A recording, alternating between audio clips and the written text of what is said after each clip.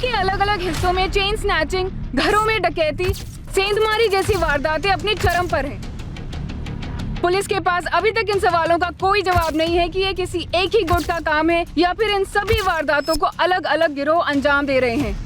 इन वारदातों में शामिल असामाजिक तत्वों का मुकाबला करने में पुलिस को खासी दिक्कतों का सामना करना पड़ रहा है। और दोबारा से दिल्ली की एक कॉलोनी से ऐसी ही वारदात की खबर सामने आई है। बताया जा रहा है कि इस बार लूट के साथ गोलियां भी चलाई गई है।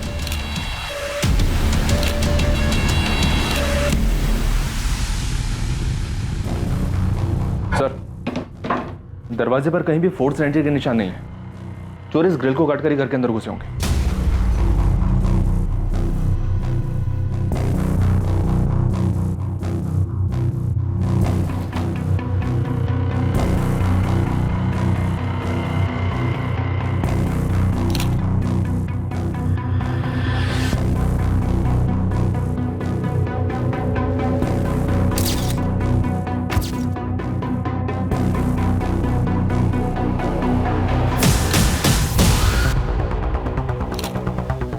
अंकुर, बुलेट शेल्स मिल गई?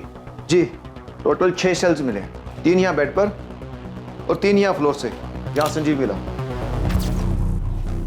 सर, दूसरे कमरे में सब कुछ सही सलामत है, किसी सामान को हाथ तक नहीं लगाया गया है। क्योंकि वहां जाने की जरूरत ही नहीं पड़ी होगी। अटैकर्स को पहले से इस बारे में पता था कि लॉकर इस कमरे में है। सर, पूनम को डॉक्टर ने डेड डिक्लेयर कर दिया। और उसका हस्बैंड संजीव चोपड़ा क्रिटिकल है सर। दिल्ली में इस डकैती और शूटआउट को एक रात पहले अंजाम दिया गया था।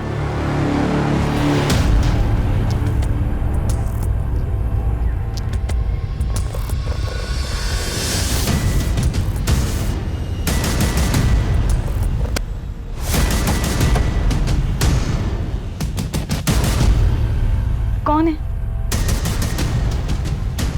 अरे कौन है भाई?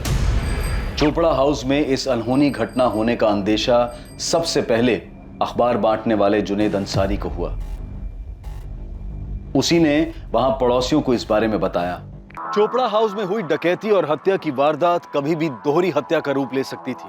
पूनम चोपड़ा मर चुकी थी और उसका पति संजीव चोपड़ा जिंदगी और मौत के बीच झूल रहा था। इस केस में अपराधियों तक पहुंचना पुलिस के लिए बहुत ही मुश्किलों भरा साबित होने वाला था और जल्द ही पुलिस इस केस का दबाव महसूस करने वाली थी। क्या यह मामला पुलिस को उस गिरोह तक पहुंचाने में मदद करेगा जो पूरे शहर में हो रहे अपराधों को अंजाम दे रहे थे?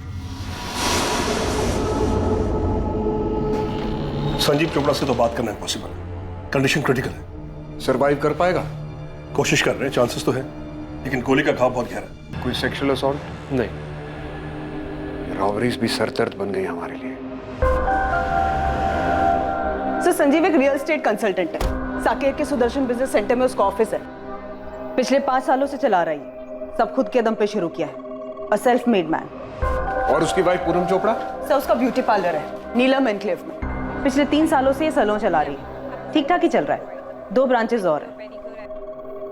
सर, ये संजीव के पेरेंट्स हैं।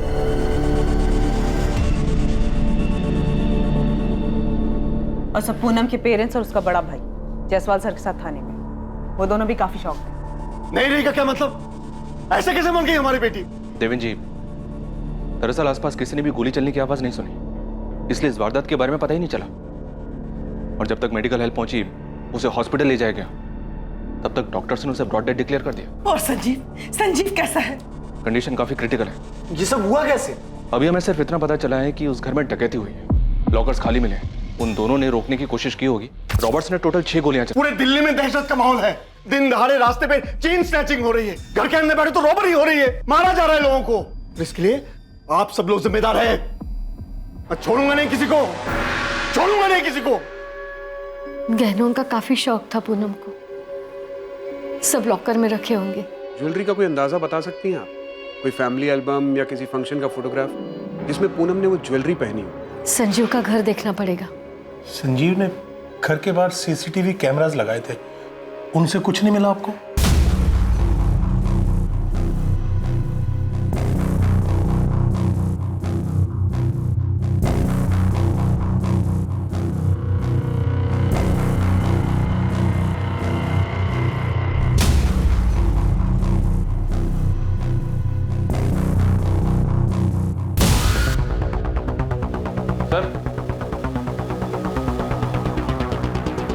रिकॉर्डर इसी जगह पर होगा सर। रॉबर्ट सीसीटीवी रिकॉर्डर भी साथ ले गए। देखा हमने 3 सीसीटीवी कैमरास लगे हैं। रॉबर्ट्स किचन की ग्रिल तोड़कर घर में घुसे, वहां भी सीसीटीवी कैमरा था, लेकिन उसके वायर्स काट दिए गए। वो अपने साथ सीसीटीवी रिकॉर्डर भी ले गए। देखिए, हम सेम मोडस ऑपरेंडी वाली रॉबरीज का पता कर रहे हैं। शायद आप लोगों के बेटे के घर में उन्हीं में से कोई घुसा। धनीराम जी, शायद आप कुछ जानते हैं। आपको कुछ बताना है? कुछ जानते हैं आप? जी मैं जानता हूं ये किसने किया। किसने? तुम कुछ जानते हो मनोज? सर मुझे पहले ही आप लोगों के पास आ जाना चाहिए था। मतलब ये प्लेन रॉबरी मर्डर नहीं है? तुम जानते हो कि ये किसने किया है? जानता हूँ सर। किसने किया है? सर ये बल्लू ने किया है। कौन बल्लू? सर बलराम जलोटा, मेरी छोटी बहन उषा का बेटा है। क्रिमिनल है सर। वो पहले भी संजीव को धमका चुका है। 15 लाख रुपए?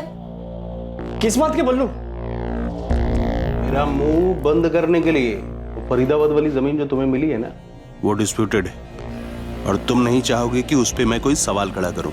तुम बाहर में जाओ बल्लू, मैं एक दमड़ी भी नहीं दूंगा। सोच लो संजू, तुम्हारा काम ना बहुत अच्छे से चल रहा है और वो भाभी का क्या बोलते हैं ब्यूटी पार्लर, वो भी अच्छे से चल रहा है।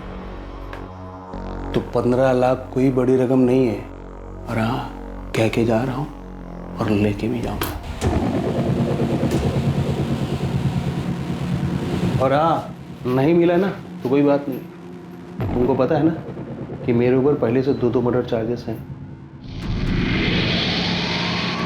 भैया आप तो जानते हैं, जब पहली बार मर्डर केस में बल्लू का नाम आया था, हमने तभी उसे अपने घर से निकाल दिया था। 1 साल हो गया, ना उससे देखा है ना उससे बात की। मैं क्या करूं? वो बार बार संजीव को धमकी दे रहा है। भैया इसके पहले वो कुछ और करे, आप मेरी बात मानिए, आप पुलिस के पास जाइए।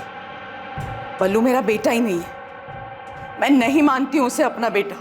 अपने घर का लड़का अपने ही घर में ऐसा डका डाल रहा है। थाने चल। अब कंप्लेंट करने के अलावा और कोई चारा नहीं है। नहीं पापा, उसने धमकी दे रखी। अगर हम पुलिस को बताएंगे तो मुझे या फिर आपको मार डालेगा। आप तो जानते हो बल्लू कैसा है। तो क्या करेगा तू? उसे देगा 15 लाख रुपए। तू अभी की अभी मेरे साथ पुलिस स्टेशन चल।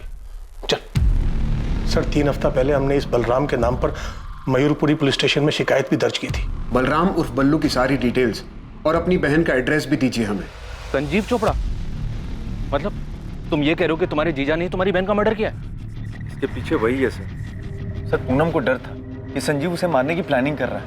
क्या कह रही हो पूनम? संजीव तुझे मारना चाहता है? हाँ मनोज, मुझे उसकी आंखों में दिख रहा है। कुछ समय से कुछ ज्यादा ही अच्छा पेश आ रहा है और मुझे पूरा यकीन है कि उसके दिमाग में कुछ ना कुछ जरूर चल रहा है। अभी तो बहुत सारी अपॉइंटमेंट्स है संजीव, पॉसिबल नहीं हो पाएगा। पूनम, अपॉइंटमेंट्स तो रोज ही रहेंगे यार। एक काम करते हैं, आज पिक्चर चलते हैं और डिनर भी बाहर ही करेंगे। अब आज तो पॉसिबल नहीं हो पाएगा। मैं कुछ नहीं जानता, मैं आता हूँ 15 मिनट में। तुम तैयार रहना बस। समझा करो डालेंगे यार, आज मूड है यार। मनोज, मुझे लग रहा है कि संजीव कुछ तो प्लान कर रहा है, मारना चाहता है वो मुझे। आई एम डैम श्योर कि बाहर उसका कोई अफेयर चल रहा है। देखो मनोज, तुम संजीव का नाम ले रहे हो इसलिए मैं तुम्हें दोबारा बोल रहा हूँ। संजीव की कंडीशन काफी क्रिटिकल है। 50% ही चांसेस हैं कि वो सर्वाइव कर जाए। सर ये बात आपने मुझे पहले भी बताई, लेकिन मैं जो कह रहा हूँ ये बात मुझे पूनम ने बताई है सर। ये रॉबरी नहीं हो सकती। सीसीटीवी रिकॉर्डर गायब है। संजीव का काम है सर, ये पूनम को मारना चाहता था वो। सर मैंने तो पूनम से कहा था कि चल के पुलिस में कंप्लेंट कर दे। तो फिर तुमने कंप्लेंट क्यों नहीं की? सर मुझे वक्त ही नहीं मिला। अभी 1 हफ्ते पहले हमारी बात हुई दशहरे पर, हम मिलकर बैठकर बात करने वाले थे इस बारे में, लेकिन उससे पहले ही ये सब। तुम्हारे पेरेंट्स इस बात को जानते? सर मुझे नहीं लगता, क्योंकि मैंने नहीं बताई ये बात। और अब ये सब देखकर लग रहा है कि पूनम ने भी माँ बाबा से ये सब बात नहीं कही होगी। क्या ये रॉबरी के दौरान हुई हत्या नहीं थी, जैसा कि दिल्ली में अनियंत्रित रूप से हो रहा था? संजीव की तरफ से उसके पिता का यह कहना था कि इस घटना का जिम्मेदार संजीव का कजन, उसकी बुआ का लड़का बलराम जलोटा उर्फ बल्लू था, जिसका पहले से ही क्रिमिनल बैकग्राउंड था। वहीं दूसरी तरफ पूनम के भाई मनोज का कहना था कि संजीव ने ही पूनम को मरवाया है।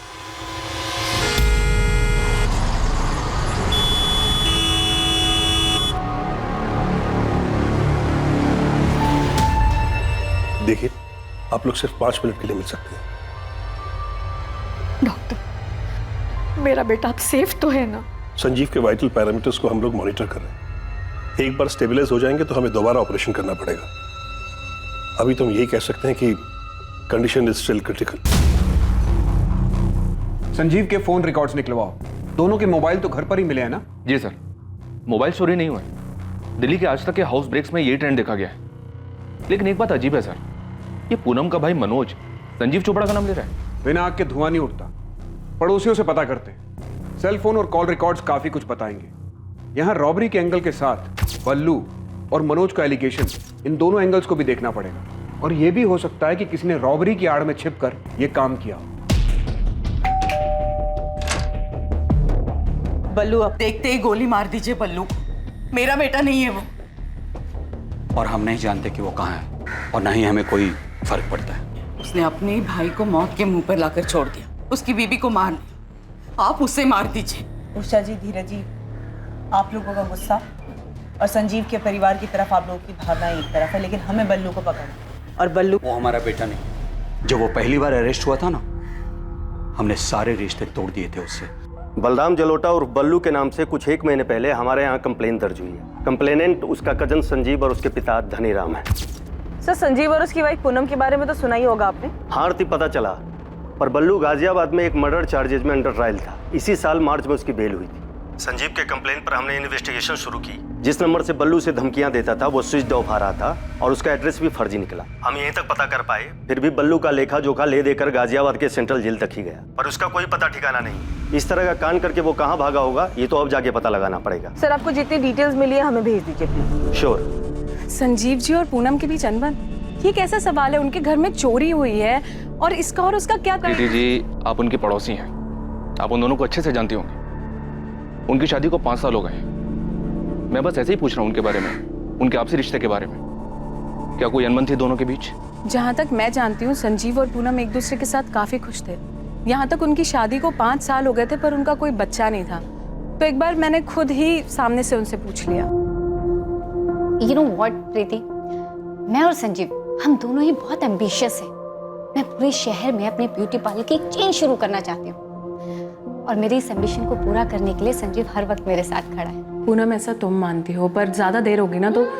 देर वेर से पड़ोसियों और फैमिलीज को लगती है प्रीति, मेरे और संजीव के लिए तो बिल्कुल भी नहीं। इनफैक्ट पिछले महीने ही मेरी ब्यूटी पार्लर की 3rd ब्रांच ओपन हुई और ऐसे 3 ब्रांचेस मुझे और चाहिए दिल्ली में और बाहर भी। रही बच्चे की बात तो यार सब बाद में देखा जाए। पूनम और संजीव की लव मैरिज थी और सच कहूँ तो मैंने दोनों के बीच कभी अनबन नहीं देखी और कभी उन्हें झगड़ते हुए भी नहीं देखा।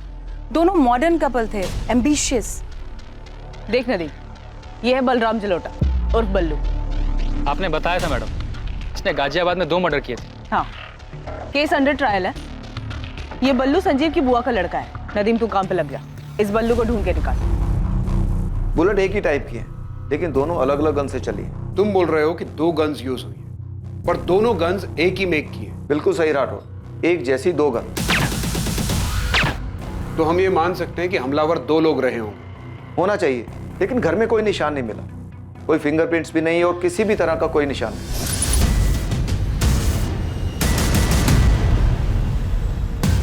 हमलावरों ने ग्लव्स पहने होंगे, इसलिए ना घर पे कुछ निशान मिला, ना उस किचन ग्रिल पे कुछ मिला जहां से वो लोग अंदर घर में घुसे। .25 कोलेट गन यूज हुई।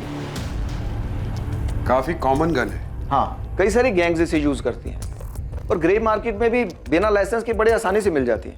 आपकी फाइंडिंग के हिसाब से न्यूज़पेपर डिलीवरी वाले ने सुबह ये डिस्कवर किया कि इस घर में ऐसा कुछ हुआ है, तो उस हिसाब से किसी पड़ोसी ने गोली चलने की आवाज नहीं सुनी, तो डेफिनेटली दोनों गन्स पर साइलेंसर लगे हों। फिलहाल हमारे सामने 2 एंगल है। पहला एंगल संजीव का कजन बलराम जलोटा उर्फ बल्लू, जो ऑलरेडी क्रिमिनल है, और दूसरा एंगल संजीव खुद, जैसा कि पूनम का भाई मनोज बता रहा है। दोनों इंटरनल एंगल्स हैं, घर से जुड़े हुए। हम ये भी सोच रहे हैं कि इस सब से परे ये किसी गैंग का काम हो सकता है। क्राइम का मोटिव इंटरनल हो सकता है, लेकिन सीन ऑफ क्राइम से ऐसा लगता है जैसे किसी हिस्ट्री शीटर्स की इसमें इन्वॉल्वमेंट। किसी पुराने हिस्ट्री शीटर से बात करके देखो, वो इस क्राइम सीन को अच्छे से रीड कर सकता है। क्या कान भरे हैं तुम लोगों ने पुलिस के? उधर हॉस्पिटल में संजीव की माँ संजीव के लिए परेशान है, संजीव क्रिटिकल है, और तुम लोग कह रहे हो कि मेरा बेटा तुम्हारी बेटी को मारना चाहता था। अगर संजीव पूनम को मरवाना ही चाहता था तो वो अपने ऊपर गोलियां क्यों चलवाता? और ये मनोज, दिमाग खराब हो गया इसका, कुछ भी बके जा रहा है। पूनम ने मुझे ये बात खुद बताई थी कि डर है उसे कि संजीव उसे मारना चाहता था। काय का डर? क्यों डर रही थी पूनम? क्योंकि संजीव का अफेयर चल रहा था। मनोज, मुझे लग रहा है कि संजीव कुछ तो प्लान कर रहा है, मारना चाहता है वो मुझे। I'm damn sure कि बाहर उसका कोई अफेयर चल रहा है। अफेयर चल रहा है? किसके साथ? अभी तो नहीं जानती, पर बहुत जल्दी जान जाऊंगी। कैसे? पता करवा रही हूँ मैं, पर इतना तो यकीन है कि संजीव अंदर ही अंदर कुछ तो प्लान कर रहा है। क्या पता कर रही थी पूनम? उसे क्या मिला? उसने सबको बताया क्यों नहीं? बोलो। अरे मिलता कैसे? ये सब तो उस बल्लू का किया धरा था। वो मेरे बेटे को धमका रहा था और इस बात को पूनम अच्छी तरह से जानती थी। अगर पूनम को किसी बात से डर लग रहा था तो वो सिर्फ तुझे कहकर ही चुप क्यों हो गई और किसी से क्यों नहीं कहा? यही बात तो मैं पूछ रहा हूं उससे। मुझे नहीं पता कि उसने किसी और से ये बात क्यों नहीं कही। अभी 1 हफ्ते पहले दशहरे के दिन मेरी उससे बात हुई थी। अब मैं इतनी बड़ी बात खुद से झूठ तो नहीं कहूंगा ना पापा। तो क्या हम बल्लू की बात निकालकर झूठ बोल रहे हैं? पूनम भी अच्छी तरह से जानती थी कि बल्लू संजीव को धमका रहा है। हमने उसकी पुलिस कंप्लेंट भी की थी। सर, एक कड़ी मिली है, जितेंद्र प्रसाद नाम है, अभी तिहाड़ जेल में है। ऐसे ही सिमिलर केस में कन्विक्ट हुआ है, रॉबरी कम मर्डर। जेल एसपी को इन्फॉर्म करो, मुझे अभी जितेंद्र प्रसाद से बात करनी है। आधे घंटे में पहुंच रहा हूँ। ओके सर, मैं मैसेज भिजवाती हूँ।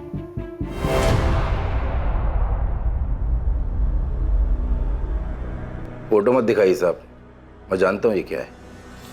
तो फिर बता जीतू, तेरा गैंग भी 6 महीने पहले तक यही करता था। मैं अभी का बता सकता हूँ साहब। ये जो इतनी सारी चोरियां हो रही हैं ना, इन सब के पीछे 2 कौड़ी के गैंग हैं। चाकू और कट्टे से ज्यादा औकात नहीं है इनकी। और आप कह रहे हैं कि यहाँ 0.25 कॉलेट का इस्तेमाल हुआ है। बड़ा शातिर है तू। आगे बता, कौन सा गैंग होगा? ये पूरा क्राइम सीन मुझे नहीं लगता ये किसी गैंग का काम है। और जैसा आप बता रहे हैं, आसपास में किसी ने चीखने की आवाज नहीं सुनी। और हद तो तब हो गई जब किसी ने गन शॉट की आवाज नहीं सुनी। हाँ, नहीं सुनी। गन पर साइलेंसर होगा। आप ही सोचिए साहब, ऐसा कौन सा रॉबरी करने वाला गैंग है जो गन में साइलेंसर लगाकर ढाका डालने जाता है और अंदर घुसते ही सीधा गोलियां चलाना शुरू कर देता है। ये किसी चोरी चकारी करने वाले गैंग का काम है ही नहीं। ये जो भी है पक्का जान से मारने आया। आप बता रहे हैं ना, वो एक बंदा बच गया, वो गलती से बच गया होगा या वो चेक करने में उनसे गलती हुई होगी। सही मायने में तो ये रॉबरी एक बहाना है। वो लोग इन दोनों को जान से मारने आए थे। बल्लू नाम सुना है? बलराम जलोटा? हाँ, कहाँ मिलेगा? पिछले 6 महीने से अंदर हूँ साहब। ताज़ा अपडेट तो पता नहीं है, लेकिन हाँ शायद गाजियाबाद जेल में बंद है वो। वहाँ से तो बेल पे निकला था। फिर तो आप ही जानो साहब। वैसे ये कांड बल्लू ने किया? हाँ, ऐसी इन्फॉर्मेशन है हमारे पास, क्योंकि इस कांड में जो बंदा बुरी तरह से इंजर्ड हुआ है वो बल्लू का कजन है। मैंने पहले ही बोला था, ये आपसी रंजिश का मामला है। किसी गैंग का इसमें कोई हाथ है ही नहीं। धीरे धीरे अब ये साफ हो रहा था कि ये रॉबरी, ये शूट आउट, पूनम चोपड़ा की हत्या और संजीव चोपड़ा को जख्मी हालत में मरा हुआ समझकर छोड़ना कोई नॉर्मल रॉबरी या शूट आउट नहीं हो सकता था। क्या पूनम का डर कि संजीव उसे मारना चाहता था वाकई में सच था, या फिर ये शूट आउट बल्लू की धमकी का नतीजा था? इस केस में अब कुछ चौंकाने वाले खुलासे होने वाले थे। सर, मैं पूनम का पार्लर मैनेज करती हूँ। वो मुझसे कभी भी अपनी पर्सनल लाइफ डिस्कस नहीं करती थी। कुछ तो सुना होगा तुमने। अच्छा, कभी कुछ सेंस किया तुमने कि वो अपने पति से किसी बात को लेकर डर रही है? मैं कैसे सेंस करती? मुझे फोन पर पूनम की बातें सुनने का कोई शौक नहीं था। हाँ, इतना समझती हूँ कि पूनम ने पार्लर में काफ़ी पैसा इन्वेस्ट किया था और वो नई ब्रांचेस भी खोल रही थी। मैं आपको इतना बता सकती हूँ कि वो अपना पार्लर बिजनेस में फ्यूचर पता करने के लिए कुछ लोगों से मिल रही थी, उनसे बातें कर रही थी। किससे बात करती थी वो? एक टैरो कार्ड रीडर है, पूनम हमेशा उसके पास जाती थी। Tarot card reader? हाँ, वो कार्ड देखकर किस्मत के बारे में बताते हैं ना, ऐसा ही कुछ।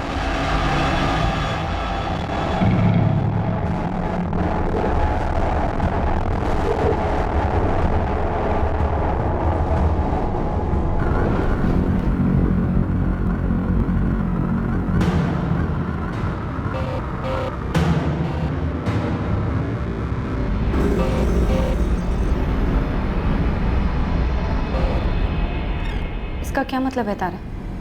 पूनम, तुम किसी बात को लेकर परेशान हो? किसी बात की वजह से कोई मनमुटाव या झगड़ा चल रहा है ना? तारा भदौरिया नाम है उसका, टैरो कार्ड रीडर है। इसका फोन नंबर, एड्रेस है तुम्हारे पास? पूनम के फोन रिकॉर्ड में भी दिख रहा है। उसकी रेगुलरली बात होती रही है तारा भदौरिया से। तो उसका एड्रेस और फोन नंबर मुझे भी मिला है। फोन नहीं कर रहा हूँ, सीधा फेस टू फेस जाके बात करता हूँ। संजीव के फोन रिकॉर्ड्स में कुछ खास? कुछ सस्पिशियस नहीं मिला सर। संजीव की अपने पेरेंट्स, अपनी वाइफ पूनम और कुछ दोस्तों से बात होती थी। पर हाँ, पूनम के कॉल रिकॉर्ड में बहुत सारे नंबर मिले हैं। जाहिर सी बात है, एम्बिशियस थी, अपने बिजनेस को बढ़ाना चाहती थी। रियल एस्टेट कंसल्टेंट है संजीव चोपड़ा। एक नंबर से तो काम नहीं चलता होगा उसका, जरूर उसके पास कोई दूसरा नंबर भी होगा। सर, मैं दूसरे नंबर का पता कर रही थी। वैसे संजीव ने अपने ऑफिस में भी सीसीटीवी कैमरास लगवाए थे, मैंने उसके फुटेजेस मंगवाए हैं।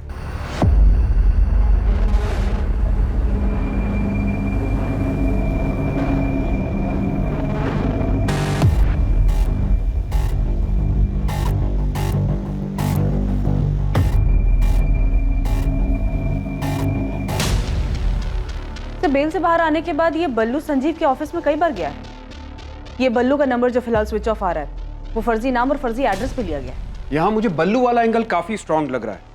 2 मर्डर केस की हिस्ट्री है, रंगदारी मांग रहा था, धमकी दी थी। तो मैं मनोज को क्या सूझी संजीव का नाम लेने की? कहीं वो खुद का पर्सनल एंगल लगाकर कोई कहानी तो नहीं सुना रहा है? क्या पूनम ने सच में मनोज से संजीव के अफेयर के बारे में कुछ कहा होगा? बेटा, पूनम ने क्या सच में तुझसे कहा था कि संजीव उसे मारना चाहता है? नहीं माँ, मैंने जानबूझकर बोली ये बात क्योंकि मुझे अच्छा नहीं लग रहा कि घर में चोरी हुई, मेरी बहन मर गई और वो संजीव बच गया। जब पूनम ने मुझे ये बात बताई थी तो मुझे अजीब लगा था, और अब और अजीब लग रहा है जब मेरे माँ बाप मुझ पे ही शक कर रहे हैं। अरे आप लोग ही बताइए, मैं झूठ क्यों बोलूंगा और मैं जानबूझकर इन्वेस्टिगेशन को गलत दिशा क्यों दूंगा? लेकिन बेटा, पूनम ने ना मुझसे कुछ कहा ना तेरे पापा से। अब उसने कुछ नहीं बताया तो मैं क्या करूं माँ? और कसम से माँ, मुझे भी कुछ दिन पहले ही बताया उसने, और हो सकता है कि वो तुम्हें बताने वाली हो, लेकिन उससे पहले ये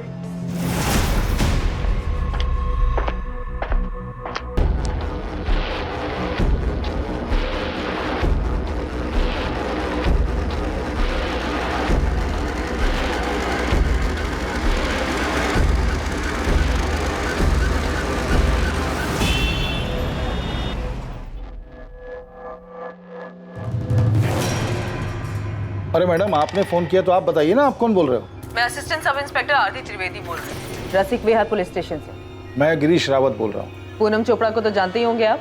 हाँ जी, बिल्कुल जानता हूँ। उनका मर्डर हुआ है, उनके हस्बैंड की कंडीशन क्रिटिकल है। Very sad. अभी 3 दिन पहले पढ़ा अखबार में मैंने। 3 दिन पहले से भी जानते होंगे। 14 अक्टूबर को पूनम चोपड़ा के घर में अटैक हुआ था। उसके पहले से ही पूनम चोपड़ा के फोन रिकॉर्ड में आपसे बातचीत होती दिख रही है। हाँ जी, मैंने कब मना किया? बातचीत हुई थी, मेरी होती रहती थी। इनफैक्ट सितंबर के आखिरी वीक में उनसे मिलने गया था मैं, अपना बैलेंस पेमेंट लेने के लिए, 45,000 रुपये कैश। कौन है आप? मैं गिरीश रावत, प्राइवेट डिटेक्टिव। शादी की कोई इंक्वायरी हो, डिवोर्स का कोई मैटर हो, अफेयर का चक्कर पता लगाना हो, पति पत्नी के बीच में कोई डाउट हो, ये सारी इन्फॉर्मेशन इन्वेस्टिगेशन फुल सीक्रेसी के साथ, यानी गोपनीय तरीके से करता हूँ। आप दिल्ली नगरी न्यूज़पेपर के 4थे पेज के दाहिनी साइड की चौकड़ी में देखिए, वहाँ मेरा ऐड रोज आता है, गिरीश रावत प्राइवेट डिटेक्टिव। पूनम चोपड़ा के लिए इन्वेस्टिगेशन कर रहे थे आप? उसके पति का अफेयर था? हाँ जी, बिल्कुल था। सुन के धक्का लगा आंटी। क्या बोल रहे हैं डॉक्टर? पता नहीं बेटा, डॉक्टर कह रहे हैं कोई नर्व अफेक्ट हुआ है। ट्रीटमेंट पे रिस्पॉन्ड तो कर रहा है संजीव,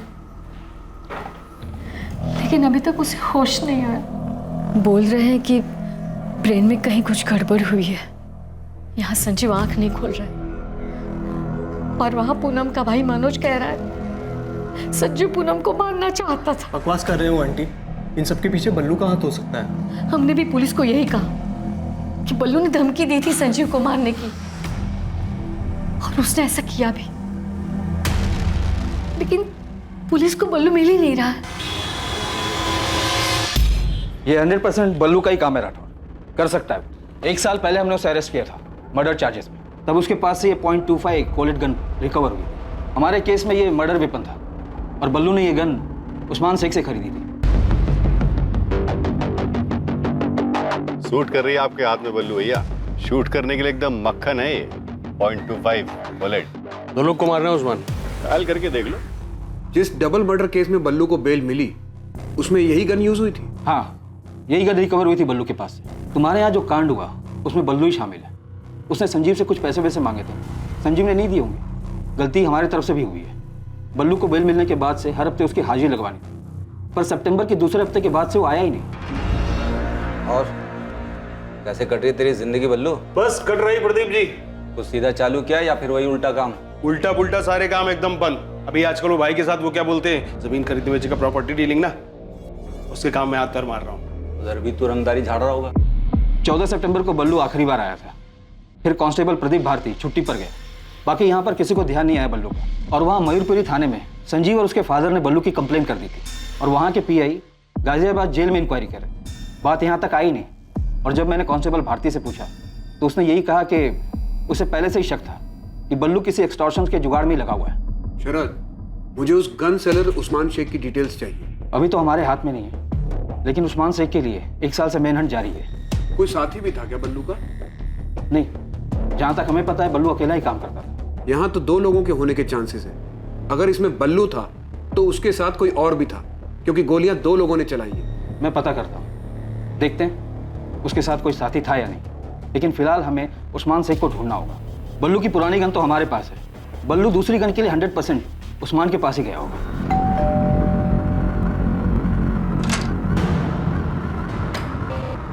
तारा बतौरी, यस, पूनम चोपड़ा के बारे में बात करनी मुझे आपसे। दुख हुआ पूनम के बारे में सुनकर, काफी परेशान थी। किस बात से?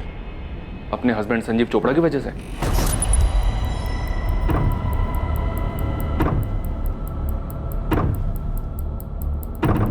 पूनम जानना चाहती थी कि उसके हस्बैंड का अफेयर किस लड़की के साथ था, और ये जानना मेरे लिए चुटकी बजाने के बराबर था।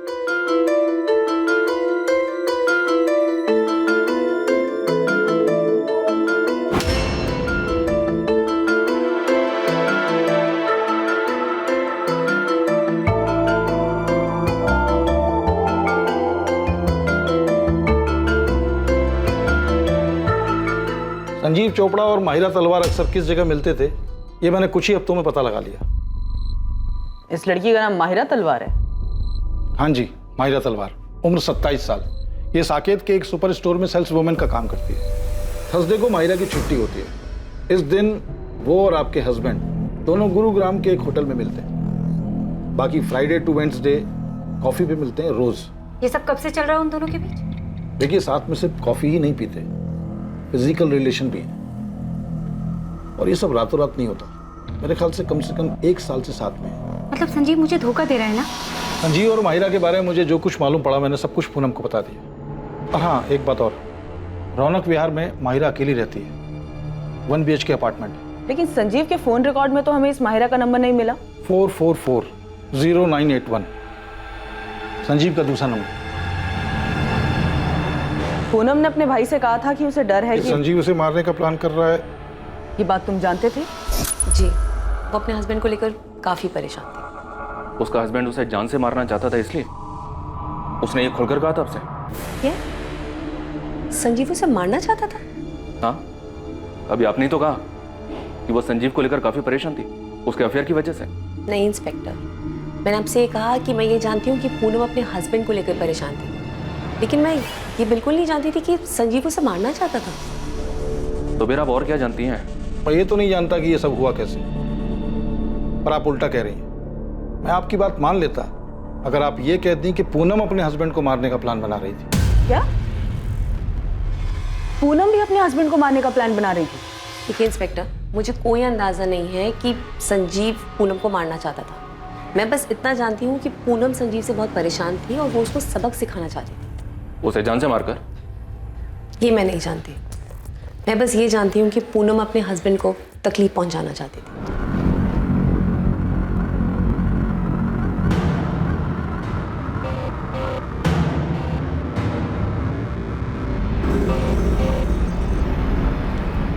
Ten of swords. क्या मतलब है इसका? मुझे कोई धोखा देने वाला है? I mean, मेरा हस्बैंड मेरी पीठ पर छुरा घोंपने वाला है? पूनम, तुम हमेशा पहले अपने पार्लर बिजनेस के बारे में पूछते थे, लेकिन अब ऑल ऑफ अ सडन तुम्हारे संजीव के बीच में सब ठीक है ना? धोखा दे रहा है वो मुझे तारा।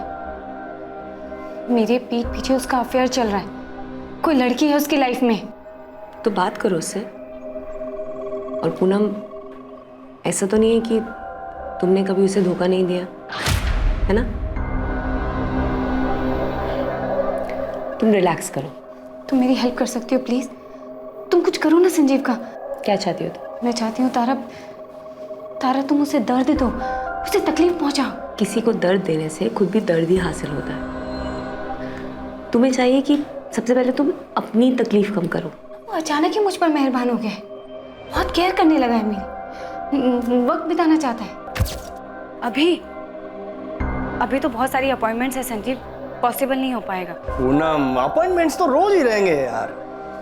एक काम करते हैं, आज पिक्चर चलते हैं और डिनर भी बाहर ही करेंगे।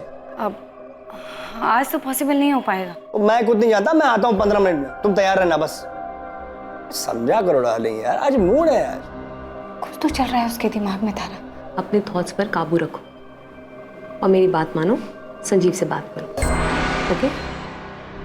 पूनम मेरे पास पिछले 2 सालों से आ रही थी और पहले हमेशा वो अपने बिजनेस के बारे में बात करती थी, लेकिन फिर अचानक सब बदल गया। तो मतलब पूनम अपने हस्बैंड को मारना चाहती थी? इंस्पेक्टर, जैसा कि मैंने आपको बताया, मैं ये सब नहीं जानती। मैं एक टैरो कार्ड रीडर हूँ। ये लोगों को भड़काना या लोगों के बीच झगड़ा करवाना, ये मेरा काम नहीं है। मेरे क्लाइंट्स आते हैं, कार्ड्स पिक करते हैं और मैं अपनी नॉलेज से वो कार्ड्स उनके लिए रीड करती हूँ। हाँ, लेकिन मैं आपको इतना ज़रूर बता सकती हूँ कि पूनम अपने हस्बैंड को लेकर काफ़ी परेशान थी। अब इस बारे में उसने किसी से बात क्यों नहीं की, ये मैं नहीं जानती, या फिर की भी हो सकती है। I really can't say. हाँ, पूनम मारना चाहती थी अपने पति को, लेकिन ये जो हुआ है ये पूनम ने करवाया है, ये मुझे नहीं पता। पर पूनम ने तो यही कहा था ना कि वो अपने पति से छुटकारा पाना चाहती थी। नहीं नहीं नहीं नहीं, मुझसे ऐसा नहीं कहा। मुझसे तो सिर्फ हेल्प मांगी थी। कैसी हेल्प? कुछ था उसके दिमाग में, कोई आइडिया, बस उसी को पूरा करने की हेल्प मांग रही थी मुझसे। दिल्ली के गौतम नगर के एक घर में लूट। चांद विहार में लूट के वक्त लुटेरों को रोकने की कोशिश में घर का एक आदमी मारा गया। मयूर विहार में। पूनम जी, आप मुझसे क्या चाहती हैं ये बताइए। गिरीश जी, मुझे अपने पति से छुटकारा पाने के लिए आपकी हेल्प चाहिए। देखिए, आप घबराइए मत, सब कुछ रॉबरी जैसा ही लगेगा। पूनम जी, देखिए ये मेरा काम नहीं है। आपने अपने हस्बैंड के बारे में जानकारी चाहिए, मैंने आपको दी। अब आपको एडवाइस दे सकता हूँ कि आप उनसे डिवोर्स लीजिए और उनसे अलग रहिए। लेकिन ऐसा जो आप चाह रही हैं, ये मेरा काम नहीं है। ये क्राइम है, पागलपन है। और मैं आपको बताऊं, ऐसी सोच को अपने ऊपर हावी मत होने दीजिए आप। यू आर राइट, मुझे अपने हस्बैंड से बात करनी चाहिए। गिरीश जी, जब आपको मालूम था तो आपने हमें सामने से कॉल क्यों नहीं किया? क्या बताता मैडम मैं आपको कि उसके दिमाग में क्या चल रहा है, ये बताता? यस, यही बताते। आपको पहले से अंदाजा था कि ऐसा कुछ होने वाला है, जो कि हुआ भी। पहले हमें लगा कि रॉबर गैंग का काम है, बाद में ये पूनम के भाई ने बताया कि संजीव उसे मरवाना चाहता है, फिर ये बल्लू का नाम सामने आया। अब आपसे पता चल रहा है कि पूनम भी अपने हस्बैंड को मरवाना चाहती थी। मैडम, ये कोरा ख्याल था उसके मन का। वो अपने पति के अफेयर को लेकर परेशान चल रही थी, तो आ गया होगा उसके दिमाग में ऐसा कुछ। ये सिर्फ और सिर्फ ख्याल था, जो कि अब हकीकत है। गिरीश जी, टैरो कार्ड रीडर तारा ने भी यही कहा था सर, कि पूनम अपने हस्बैंड को सबक सिखाना चाहती थी। और सर, उस डिटेक्टिव गिरीश ने भी यही कहा था कि पूनम रॉबरी की आड़ में मर्डर का प्लान बना रही थी, जो कि ऑफकोर्स उल्टा पड़ गया। साला भाई ढिंडोरा पीटता है कि उसकी बहन को डर था कि उसका पति उसे मारने वाला है। यहाँ तो पूरा ही उल्टा है। खबरी नदीम का फोन है सर, हो सकता है हमलावरों के बारे में कुछ हाथ लगाओ। हाँ नदीम, बोल, क्या खबर है? नाम लिखिए साहब, कमलेश रंजन और पंकज दास, ये दोनों शामिल है। क्या हिस्ट्री इनकी? एमपी की है साहब, और ये वैसे भी कोई नॉर्मल रॉबरी नहीं थी साहब। इन दोनों को हायर किया गया था पूनम चोपड़ा को मारने के लिए। पूनम चोपड़ा को मारने के लिए? नदीम, दोबारा कंफर्म कर, पूनम ने हायर किया होगा संजीव को मारने के लिए? नहीं साहब, इन दोनों को हायर किया था मनीष कालरा ने। अब ये मनीष कालरा कौन है इस कांड में? साहब बहुत बड़ी मछली है ये, बहुत पैसे वाला है, मनी लैंडर है, अय्याश एक नंबर का।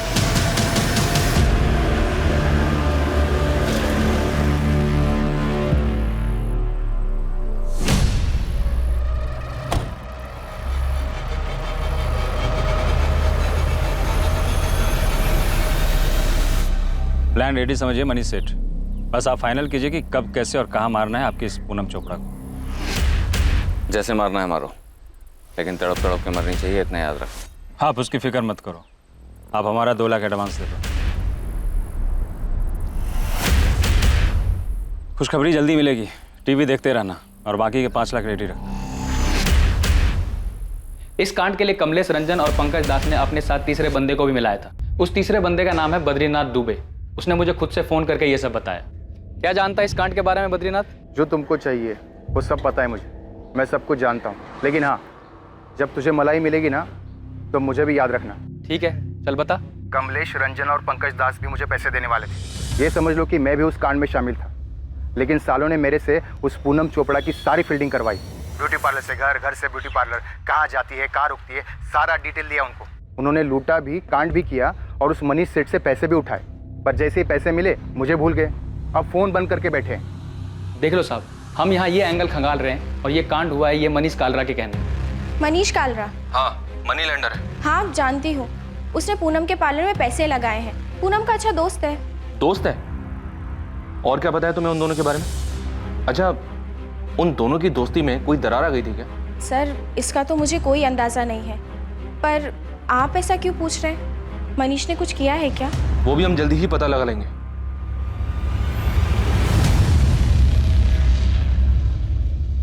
सबसे पहले इस क्राइम का शहर में हो रही बाकी लूट और रॉबरी जैसा ही लगना, उसके बाद संजीव चोपड़ा पर शक, फिर पूनम के खुद मास्टरमाइंड होने की संभावना का सामने आना, जहां उसके ही इशारों पर कराए गए अपराध में वो खुद ही निशाना बन गई। और अब सामने आया मनीष कालरा का नाम, पूनम का दोस्त जो हमेशा के लिए उसे रास्ते से हटाना चाहता था। क्या इन दोनों एंगल्स में कोई सच्चाई थी?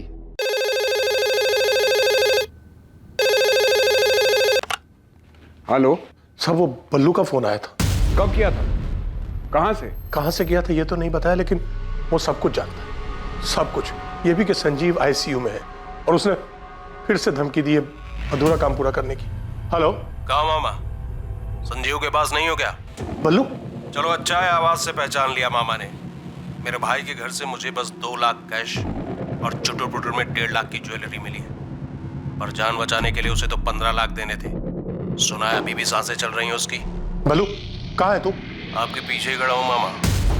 बस इतना समझ लो कि बहुत सांसें खींच ली हैं संजीव ने। अब और जीना है उसको तो मुझे पैसे दे दो, देर नहीं हुई अभी, वरना कब कितना खून पानी ऊपर नीचे होता है उसका हर खबर मिलती है मुझे। 1-2 पाइप निकाल दूंगा, पूरा ऊपर पहुंच जाएगा। बल्लू, बल्लू सर, ये इसी नंबर से कॉल आया था। आप फिक्र मत कीजिए धनीराम जी, संजीव के लिए कांस्टेबल लगा रहा हूं यहाँ। पहले दिन से हम लोग यही कह रहे हैं कि ये सब बल्लू ने किया है।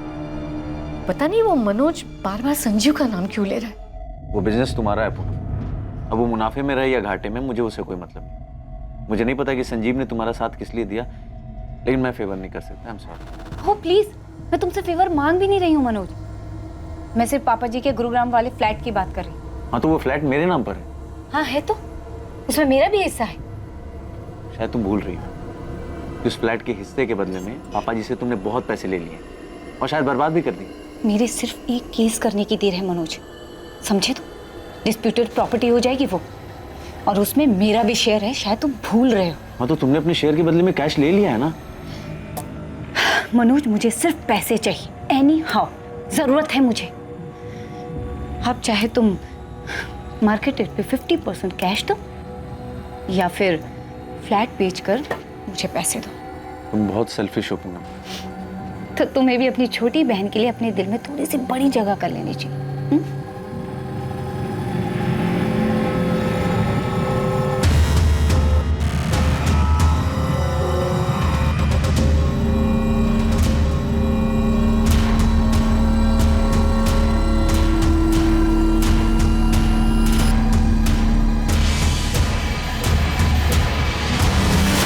मनीष घर पर नहीं है। तो फिर कहाँ गया अवंतिका? कुछ काम से बाहर गए हैं। और कब गया? 2 दिन पहले। आपका पति 2 दिन से घर नहीं लौटा, पता नहीं कहाँ गया है, और आप ऐसे ही आराम से घर में बैठी हैं। क्योंकि वो कह कर गए हैं कि उन्हें आने में टाइम लगेगा। वो जहाँ कहीं भी छुपा हुआ है ना, उसको बता देना। जल्दी नहीं लौटा तो पूरे परिवार के लिए मुश्किल खड़ी हो जाएगी। मेरे पति किसी को नहीं मरवा सकते, आप उन पर गलत इल्जाम लगा रहे हैं। तो बता देना उसको, यही बात थाने आकर बता दे हमें, समझ में आया?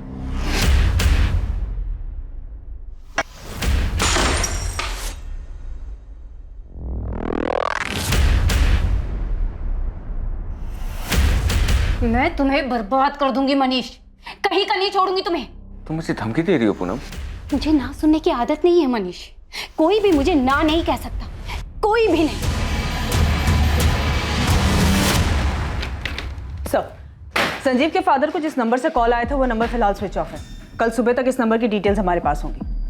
और सर, ये डिटेक्टिव गिरीश, ये मुझे कुछ ठीक नहीं लग रहा है। इसके पीछे मैंने अपने कुछ आदमी लगा दिए। अब ये मत कहना कि इसमें उसका भी कोई रोल है। सर, क्या है क्या नहीं ये तो नहीं पता, पर हाँ, ये गिरीश जिस तरीके का काम करता है, हिस्ट्री शीटर तो उसके कांटेक्ट में होंगे ही। तो क्या गिरीश ने हमें सिर्फ सुनाने के लिए कहानी बनाई है? चांसेस हैं सर। मेरा सवाल पूरा होने से पहले ही गिरीश का जवाब सामने होता था। सर उसे देख के लग रहा था कि वो तैयार बैठा है।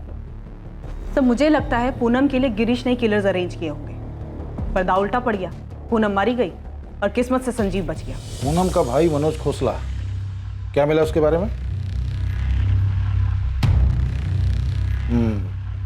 इंटरेस्टिंग। ठीक है, काम आएगा अपने। तो बहुत दिमाग लगा के इस गिरीश ने कहानी बनाई कि पूनम उसके पास रॉबरी और मर्डर का प्लान लेकर आई थी। तो जो कहानी हमें गिरीश ने सुनाई उसमें सारे एंगल्स हैं। तो मुझे ऐसा लगता है कि गिरीश जैसे शातिर आदमी ने ये सारा प्लान रचाया है। सबके सब बहुत शातिर लोग हैं सर। किसी की क्रिमिनल हिस्ट्री, किसी की आपसी रंजिश। एक ये बल्लू है जो संजीव से पैसे मांग रहा था, और दूसरा ये मनीष कालरा। कहने को तो पूनम का इन्वेस्टर दोस्त है, पर इन दोनों के बीच चल क्या रहा था कुछ पता नहीं। और अब तुम्हें इस डिटेक्टिव गिरीश रावत के ऊपर डाउट है कि इसने पूनम की हेल्प की होगी इस कांड को करवाने में। और इस सबसे अलग, पूनम का भाई मनोज वो संजीव के नाम का ढोल पीट रहा है सर। तो संजीव और मनोज के बीच में क्या चल रहा था अब तो उसके होश में आने के बाद ही पता चलेगा। पर अभी तो हमें मनीष का पता लगाना होगा और साथ ही गिरीश रावत पर भी नजर रखनी होगी, और इनके साथ बल्लू, कमलेश रंजन और पंकज दास को ढूंढना होगा। अगर ये दोनों मिल गए तो समझो आगे की कहानी भी मिल गई। केस में मनीष कालरा मुख्य संदिग्ध था, लेकिन संदेह के घेरे में डिटेक्टिव गिरीश रावत भी था, जिसने शायद ऐसे भयानक षड्यंत्र को अंजाम देने में पूनम की मदद की थी। वो षड्यंत्र जो प्लान के मुताबिक अपने अंजाम तक नहीं पहुंचा। बलराम जलोटा और बल्लू और हमला करने वाले कमलेश रंजन और पंकज दास की तलाश शुरू हुई। पर क्या इस जुर्म की सच्चाई इन्हीं में से किसी के पास थी?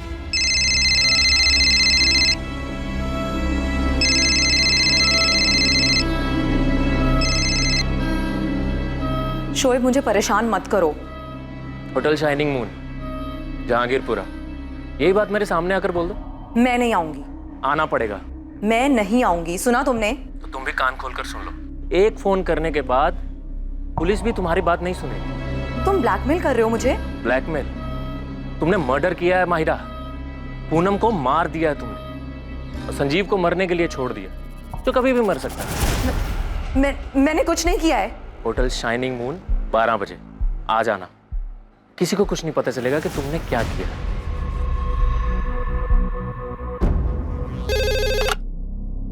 हेलो, मैंने कुछ नहीं किया है, मुझे फंसाया जा रहा है।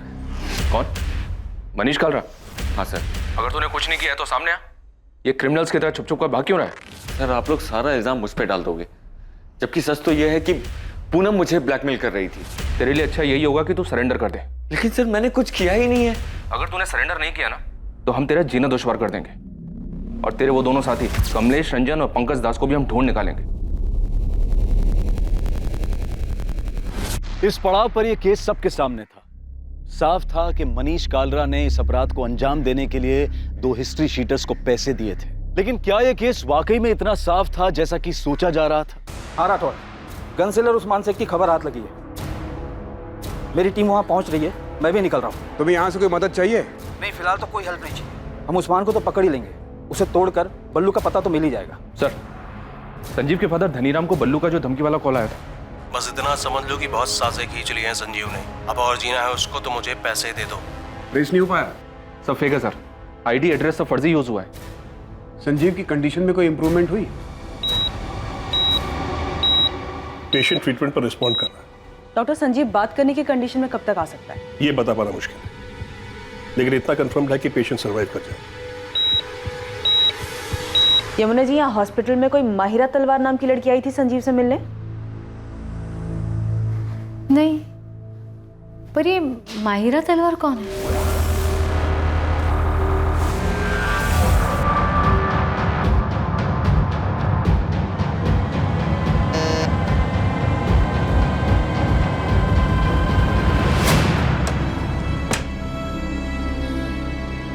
मुझे पता था तू आएगी माहिरा। अगर मैं पुलिस को जाके ये बता दूं कि तुम मुझे हर्ट करने के लिए और मुझसे बदला लेने के लिए ये सब कर रहे हो तो? अरे शौक से जाओ। अरे तुम्हें तो जाने की भी जरूरत नहीं है। ये तुम्हारे फोन से पुलिस को फोन कर दो कि मैं तुम्हें परेशान कर रहा हूं। क्या हुआ? अरे पकड़ो, डर क्यों रही हो? उस वीडियो में तुम्हारा ऑडियो एकदम क्लियर सुनाई दे रहा है माहिरा। तो अगर हमारी सारी दिक्कत ही पूनम है तो इस दिक्कत को जड़ से हटा देते हैं ना Sanjeev. Same coffee shop, same table, तुम्हारी आवाज़ एकदम क्लियर सुनाई दे रही है। शहर में बहुत सारी रॉबरीज हो रही हैं, लेकिन अभी तक कोई पकड़ा नहीं गया है। तो ऐसी ही किसी एक रॉबरी में पूनम भी तो मर सकती है। मैंने उसे नहीं मारा है। तुम्हारा यह खूबसूरत चेहरा और जेल की सलाखें, कभी सोचा है तुमने जेल में पुलिस तुम्हारे साथ क्या क्या करेगी?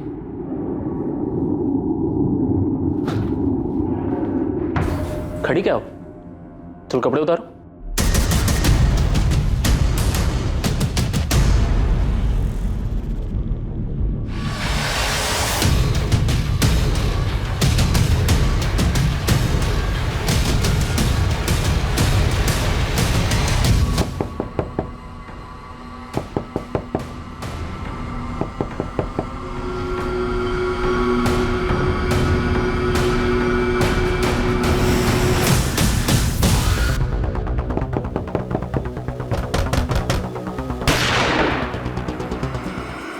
खेल खत्म उस्मान, गन नीचे रख दे, कोई होशियारी नहीं वरना यही ठोक दूंगा। 3 सेकंड है तेरे पास। 1 2, नीचे रख देगा। रख नीचे गन।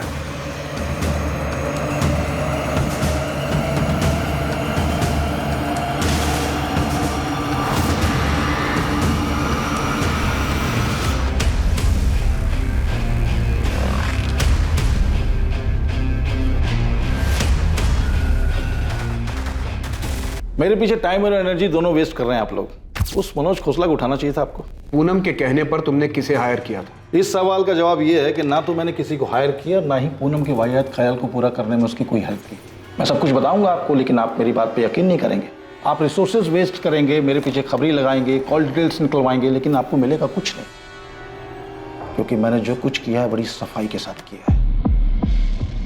सर मैंने कुछ किया ही नहीं है। आप मनोज खोसला को उठाइए। ऐसा क्या जानते हो तुम मनोज खोसला के बारे में? शोर की दाढ़ी में तिनका, नर्वस है वो, उठाइए उसको। अच्छा, पूनम के बारे में एक बात और बताता हूं आपको मैं। पूनम गर्दन तक धसी हुई थी कर्जे में, 1 करोड़ से ज्यादा। वो सारा पैसा मनीष कार्ला नाम के बंदे से लेती थी। पूनम की गर्दन थी उसके हाथ में, तो पूनम के पास मनोज की गर्दन दबा के पैसे निकलवाने के अलावा कोई और रास्ता नहीं था। वो मनोज खोसला पे जोर दे रही थी कि वो फ्लैट बेचकर हिस्सा दे दे। फ्लैट की कीमत थी 1 करोड़ 25 लाख। मनोज, मुझे सिर्फ पैसे चाहिए, एनी हाउ, जरूरत है मुझे। अब चाहे तुम मार्केट रेट पे 50% कैश दो या फिर फ्लैट बेचकर मुझे पैसे दो। इतना सब कुछ जानते हो तो ये बात पहले क्यों नहीं बताई गिरीश? सर आप इन्वेस्टिगेशन करते हैं तो थोड़ी बहुत इन्वेस्टिगेशन हम भी कर देते हैं। आपके ऑफिसर से जब बात हुई तब मैंने ठान लिया कि इस किलर को मैं भी ढूंढूंगा, और ढूंढना शुरू भी कर दिया। आपके ऑफिसर को मैंने संजीव का दूसरा नंबर दिया था, चेक कीजिए, देखिए। माहिरा तलवार को ढूंढिए सर, उसके चैट मैसेज चेक कीजिए। सर मैं दावे के साथ कह सकता हूं कि पूनम ने यह प्लान रचा ही नहीं। लूट दिखाने का कोई एंगल था ही नहीं। सर ये बात तो कोई भी अपनी परेशानी में अपने पर्सनल भड़ास निकालने के लिए कर सकता है, और पूनम ने भी सिर्फ और सिर्फ सोचा ही था, और वो इसलिए क्योंकि वो काफी डिस्टर्ब थी अपने पति और माहिरा के अफेयर को लेकर। आप मनोज खोसला को उठाइए, शायद कोई ठोस लीड दे दे आपको। और वैसे मैं तो आपके लिए अवेलेबल हूं 24/7। Thank you.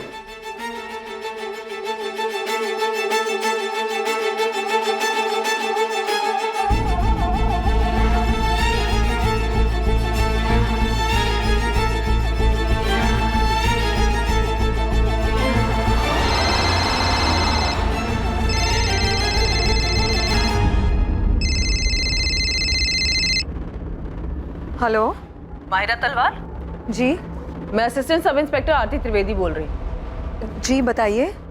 बात करनी है तुमसे। कब आ सकती हो रसिक विहार पुलिस स्टेशन? मैम कल मेरा वीकली ऑफ है तो मैं कल आ सकती हूँ। ठीक है, सुबह 10:30 बजे रसिक विहार पुलिस स्टेशन।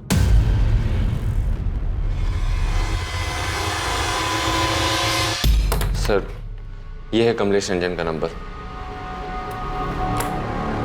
सर पर मैं जो करवाना चाहता था वो ऐसे नहीं होना था। तो और क्या क्या करना चाहता था मनीष कालरा? सर पूनम के घर पे अटैक का प्लान था ही नहीं, और प्लान में उसके हस्बैंड संजीव को किसी भी तरह का हार्म पहुंचाने का कोई इंटेंशन नहीं था हमारा। क्योंकि सर उससे मेरी कोई दुश्मनी है ही नहीं। सर मैं मानता हूं कि मैंने पूनम को मारने के लिए कमलेश को सुपारी दी थी, लेकिन ये काम ऐसे नहीं होने वाला था। सर कमलेश ने मुझे बताया था कि वो इसे रोड एक्सीडेंट में करेगा, उसके घर पे नहीं, ताकि पूनम का मर्डर एक हादसा लगे। पूरा प्लान रेडी है सेठ, कुछ ही दिनों में आपका काम हो जाएगा। अब तक तो काम हो जाना चाहिए था ना कमलेश। पूनम मुझे आए दिन धमकी दे रही है, मैं नहीं चाहता कि वो पुलिस के पास जाए। और एक तो तुम्हारा प्लान है कि अरे सेठ आप बेफिक्र रहिए, पूरी फील्डिंग हो चुकी है। पूनम कब पार्लर जाती है, किस रास्ते से घर जाती है, सब पता चल गया। किलिंग भी नहीं लगेगी, पूरा का पूरा एक्सीडेंट ही लगेगा। सर कमलेश ने बताया था कि वो एक काम रोड एक्सीडेंट में करेगा, पर जो हुआ वो प्लान का हिस्सा था ही नहीं। मेरा भरोसा कीजिए सर। तेरा भरोसा करें मनीष कालरा? मर्डर की सुपारी दी है तूने और उस हिस्ट्री शीटर ने तुझे एक्सीडेंट बताया। उस हिस्ट्री शीटर की बात का भरोसा करें हम? साले कमलेश रंजन को भी लटकाऊंगा और साथ में तुझे भी। पूनम के मर्डर के बाद इसी नंबर पे बात हुई थी तेरी कमलेश के साथ? ये नंबर तो बंद है। उसने नहीं मारा है पूनम को। इनफैक्ट पूनम के मरने के बाद वो बाकी के पैसे तक लेने नहीं आया। और हम इस पर विश्वास कर ले? मैं सच कह रहा हूँ सर, ये किसी और का काम है। मैं सिर्फ पूनम को मरवाना चाहता था, क्योंकि तंग आ गया था मैं उससे। एक तो मेरे लोन के 1.5 करोड़ रुपए नहीं लौटा रही थी, और ऊपर से सर इस 2 नाव की सवारी में मेरा जीना मुश्किल हो गया था, फंस गया था सर मैं। तुमने आज तक एक भी इंस्टॉलमेंट नहीं लौटाया है। पर हम तो लवर्स हैं ना मनीष। हाँ लेकिन ये लोन हमारे लवर्स वाले एंगल का हिस्सा नहीं है पूनम। तुम ये कैसी बातें कर रहे हो मनीष? पूनम मुझे मेरे पैसे वापस चाहिए। मैंने वो पैसे तुम्हें एज ए लोन दिए थे। मनीष दोनों पार्लर को मिलाकर भी कुछ खास रिटर्न नहीं आ रहा है, इसीलिए मैंने दिवाली पर हैवी डिस्काउंट ऑफर रखा है। क्या पता बिजनेस पिक कर जाए। और ये बात तुम्हें मुझसे ज्यादा अच्छे से पता है कि मार्केट स्लो डाउन है। इसलिए तो पैसे वापस मांग रहा हूँ पूनम। मैं मार्केट से अलग नहीं हूँ, मुझे भी पैसों की जरूरत है। पर अचानक ये पैसों की बात कहाँ से आ गई मनीष? क्या मैं तुम्हें वो सब कुछ नहीं दे पा रही जो तुम्हें खुशी दे सके, जो तुम्हें चाहिए था? तो मुझे कोई एक तरफा नहीं मिला है पूनम, तुम्हें भी मुझसे वो सारी खुशियां मिली हैं। तुम्हें हो क्या गया है मनीष? पूनम आज के बाद हम ऐसे नहीं मिलेंगे। आज ही आखिरी था, आज के बाद इट्स स्ट्रिक्टली बिजनेस। तुम प्लीज मेरे पैसे लौटा दो और भूल जाओ कि हमारे बीच में कुछ हुआ भी था। Avantika, am I right? उसी की वजह से तुम मेरे साथ ये कर रहे हो ना? तुम तो गए मनीष, बेस्ट लॉयर हायर करूंगी और रिद्धि मेरे साथ रहेगी, और एलिमनी में इतना पैसा मांगूंगी ना कि तुम सड़क पर आ जाओगे। अवंतिका मैं सिर्फ सो रहे थे ना उसके साथ? मैं बहक गया था अवंतिका। पूनम बस मेरी क्लाइंट है। लेकिन अब तुम उसके क्लाइंट हो, होटल में उसके साथ गुलछर्रे उड़ाते हो ना। अब ये बात मैं सबको बताऊंगी, रिद्धि को भी और कोर्ट को भी। अवंतिका हम बस फिजिकल हुए थे। एक बार डाइवोर्स हो जाने दो, फिर मैं भी ढूंढ लूंगी किसी, सिर्फ फिजिकल होने के लिए। अवंतिका चिल्लाओ मत, रहो उसी के पास। शादी करो या बाहर में जाओ, मैं तुम्हें रास्ते पर ला दूंगी, बर्बाद करके छोड़ूंगी। अवंतिका को अचानक सब कुछ पता चल गया, इसलिए अचानक तुम मुझे छोड़ रहे हो। अवंतिका मेरी वाइफ है, मेरी फैमिली है, और हम दोनों के बीच में जो हो रहा है वो कभी खत्म नहीं हो सकता मनीष। तुम कैसी बात कर रही हो पूनम? तुम्हारी खुद की फैमिली है, हस्बैंड है। हस्बैंड, राइट, हस्बैंड जिसका अफेयर किसी और के साथ चल रहा है। अरे तो उसमें मैं क्या करूं पूनम? देखो तुम प्लीज मेरे लोन के पैसे मुझे लौटा दो और भूल जाओ कि हम एक दूसरे को कभी जानते भी नहीं। हम दोनों के बीच जो कुछ हुआ उसमें हम दोनों की मर्जी थी, तो जब चाहो तुम मुंह उठाकर सब कुछ खत्म नहीं कर सकते। सर घर पे अवंतिका मुझे धमका रही थी और बाहर पूनम। सर अवंतिका तो मेरी वाइफ है, मैं उसे नहीं छोड़ सकता था, पर पूनम ने तो सारी लिमिट्स क्रॉस कर दी थी सर। मैं तुम्हें बर्बाद कर दूंगी मनीष, कहीं का नहीं छोड़ूंगी तुम्हें। ये सही नहीं है पूनम, तुम मेरे साथ थी क्योंकि तुम्हें भी अच्छा लग रहा था, पर अब नहीं। मुझसे भागना इतना भी आसान नहीं है मनीष। मैं तुमसे भाग नहीं रहा हूँ। मैं भागने भी नहीं दूंगी मनीष। अगर तुम्हारी वाइफ तुम्हें कोर्ट में ले जाने की धमकी दे रही है तो मैं तुम्हें पुलिस स्टेशन लेके जाऊंगी। लेकिन मैंने तुम्हारा किया क्या है पूनम? रेप किया है तुमने मेरा मनीष। नहीं, इनोसेंट मत बनो। तुमने मुझे लोन दिया, उसे वापस लेने के लिए तुम मुझे ब्लैकमेल कर रहे हो और जबरदस्ती रेप करना। बस यही बात मैं पुलिस स्टेशन जाके बोल दूंगी। तुम ऐसा नहीं कर सकती पूनम। मैं बिल्कुल कर सकती, इनफैक्ट मैं ऐसा ही करूं। मैं दोनों के बीच में पिसता जा रहा था सर, लेकिन अपनी फैमिली की कसम खा के कह रहा हूं कि मैंने ये नहीं करवाया। ये डिसाइड हुआ था कि कमलेश इस हादसे को एक्सीडेंट का रूप देगा, पर यहाँ तो रॉबरी और मर्डर हुआ है सर। सर ये किसी और का काम है। सर अभी जो नंबर मैंने आपको दिया था सर, जब पूनम के मर्डर की खबर आई थी ना, तो मेरी इसी नंबर पर कमलेश से बात हुई थी। ये क्या कर दिया कमलेश? दिमाग खराब हो गया है। ये खबर पढ़ के मैं खुद हैरान हूं सेठ। तुमने क्या कहा था? उसका एक्सीडेंट होगा। अरे सेठ, हमने कुछ किया ही नहीं है। झूठ मत बोलो। मैं क्यों झूठ बोलूंगा सेठ? मैंने सुपारी उठाई, काम किया होता तो आपको फोन करता, बैलेंस पेमेंट लेने आता, और हमने तो एक्सीडेंट सोचा था ना। पर किसी टेढ़ी खोपड़ी ने घर में घुस के मार दिया दोनों। सर मैं कसम खा के कह रहा हूँ कि मैंने सुपारी दी थी, लेकिन प्लान एक्सीडेंट का ही था। साले तेरे जैसे मास्टरमाइंड और कमलेश जैसे हिस्ट्री शीटर पर भरोसा करने लगे ना तो हमें नौकरी छोड़ के घर बैठ जाना चाहिए।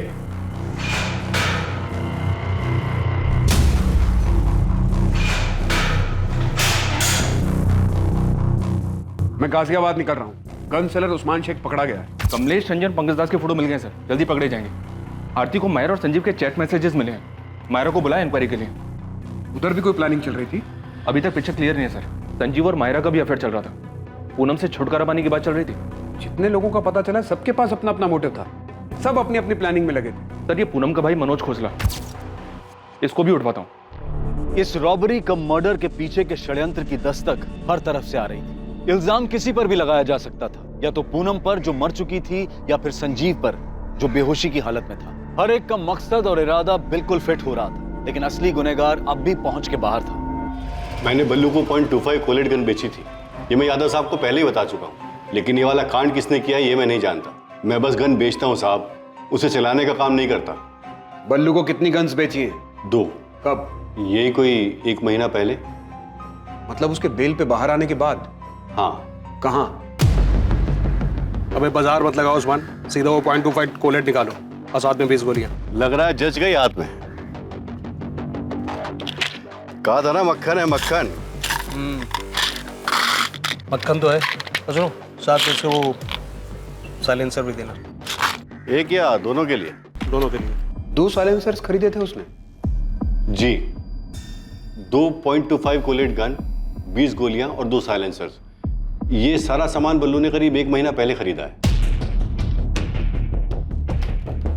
मनोज को उठा लिया सर, उसे भी इंटरोगेट करूंगा। कर लो जायसवाल, लेकिन हमारा प्राइम सस्पेक्ट बल्लू ही है। मनीष कालरा भी शायद सच बोल रहा है कि उसने प्लान किया था सुपारी किलर कमलेश के साथ मिलकर, लेकिन काम जरूर बल्लू ही कर गया। सर मुझे माहिरा के चैट्स मिले, संजीव और किसी शोएब नाम के बंदे के साथ उसके जो चैट्स हैं उनसे काफी कुछ मिला है। शोएब के मैसेजेस से ये लग रहा है कि शोएब माहिरा को ब्लैकमेल कर रहा था। तो उसने मैसेज भेजा कि मैं अच्छी तरह जानता हूं कि तुमने कैसे प्लान बनाया और कैसे अंजाम दिया। मैं उन दोनों को भी अच्छे से जानता हूं जिसे तुमने भेजा था, फोन करो मुझे। अभी शोएब कौन है? सही, ये तो वही बताएगा। मैंने 2 कांस्टेबल भेजे उसे उठाने के लिए। वैसे इन मैसेजेस से ये लगता है कि शोएब काफी कुछ जानता था और इसी वजह से वो माहिरा को ब्लैकमेल कर रहा था। ये हो क्या रहा है?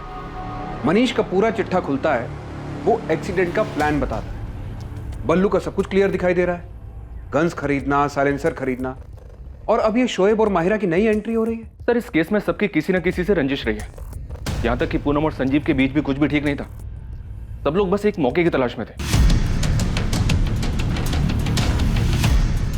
दिल्ली और उसके आसपास के इलाकों में बलराम जलोटा उर्फ बल्लू की बड़े पैमाने पर तलाश शुरू हुई।